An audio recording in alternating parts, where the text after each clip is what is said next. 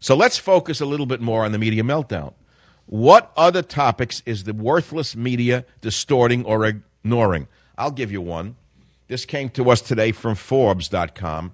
Antarctic sea ice sets another record. Not getting smaller, Mr. Gore, getting deeper.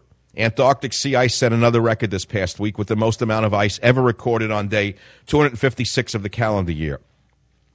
Please, nobody tell the mainstream media or they might have to retract some stories and admit they are misrepresenting scientific data.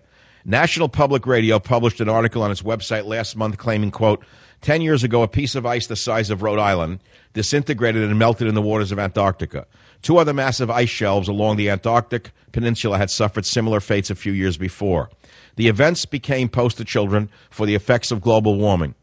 There's no question that unusually warm air triggered the final demise of these huge chunks of ice, close quote. NPR, though, failed to mention anywhere in its article that Antarctic sea ice has been growing since satellites first began measuring the ice 33 years ago, and the sea ice has been above the 33-year average throughout 2012. Indeed, none of the mainstream media are covering this important story.